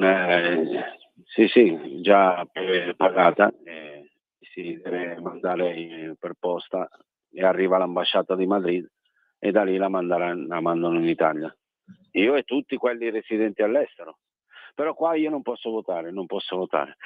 Però i miei figli hanno tutti e due la doppia cittadinanza. Mio figlio ha la carta d'identità italiana e quella spagnola, tutte e due. Almeno questo, spagnola, dai.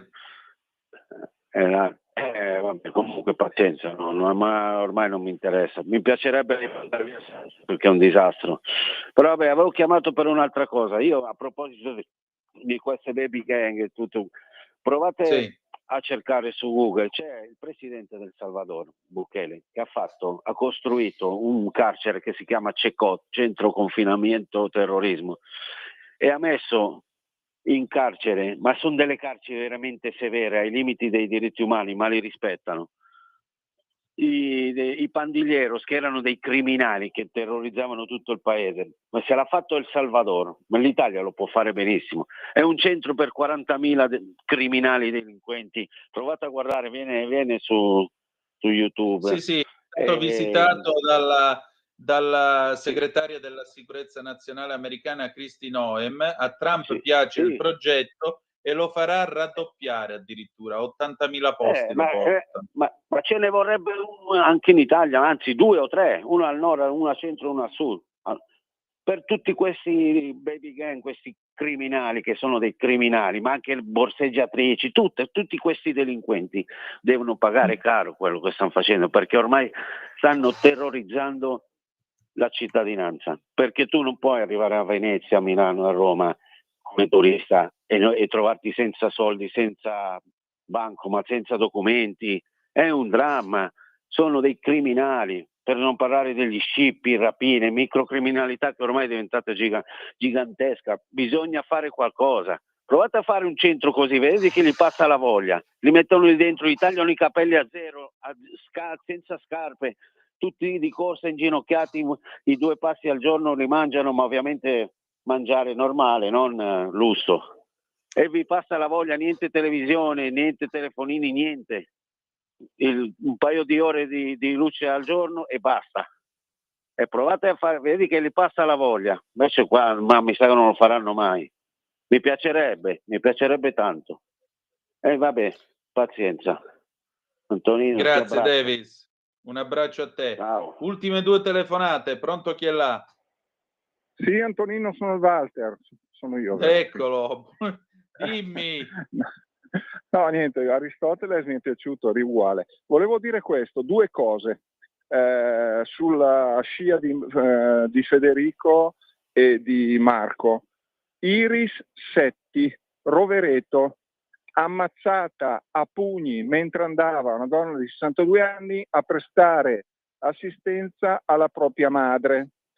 La magistrata, ecco dov'è il vulnus, la magistrata disse a un'intervista telefonica, mi sembra La Verità, che quell'uomo aveva un fisico stupendo, da olimpionico, avrebbe potuto partecipare alle Olimpiadi, era una persona correttissima, se i giovani fossero corretti come lui veniva a firmare tutti i giorni quando cavolo doveva in questura. Ecco dove è il vulnus. La politica in questo caso cosa può fare? Qualunque forza politica. Se di fronte abbiamo un magistrato che è un assassino che ha ucciso una donna a pugni, io non so se voi potete immaginarvi nei panni di questa povera Iris. Io ci penso sempre e prego spesso per questa signora. È una cosa stupenda questa che tu fai. La magistratura è il vero problema. E che cazzo, i concorsi e la preparazione dei magistrati venivano fatti da quello là che diceva mettete la minigonna e il tacco 12 così passate l'esame. Vabbè, ma senza che vai così lontano, la giudice quella di Catania nel caso di Salvini, che era andata alla manifestazione di sinistra per i migranti, parliamone. E non la sospendono la magistratura. Mattarella, tu in Inghilterra vedi i giudici per caso che vanno alle manifestazioni? No, ascolta, l'ultima cosa, io ho un'amica giudice e domenica sera era a casa mia, gli ho fatto 2 o 3 esempi e lei a un certo punto ha abbassato la testa, perché io ascolto Radio Libertà da una vita, gli ho fatto 2 o 3 esempi di notizie avute lei ha abbassato la testa e ha detto Walter, purtroppo se io voglio andare contro i mulini a vento non è che mi respingono, mi tagliano a fette. Ho detto, cazzo, ma siete tutti così? Fa, no, non siamo tutti così. Ma il marcio domina sul bene. È così, attenzione, è così. E gli ho detto, ma scusa, se voi vi trovate a fare i party a Roma, a Bergamo, a Milano e c'è il politico, il magistrato, il banchiere, il finanziere, il figlio di puttana, e diventate tutti amici, come cazzo fa un povero operaio o un pensionato che finisce sotto le vostre grinfie a venirne fuori sano se non conosce nessuno? E poi con questo io devo chiudere la trasmissione, okay, ma niente, tu ciao, scusa. Grazie per questa chiusa. Non aggiungo altro. Occhi al conclave, adesso liberamente Giovanni Sallusti e poi ci ritroviamo stasera con Zoom alle 18 trattabili. Grazie a tutti e buona giornata. Avete ascoltato la rassegna stampa.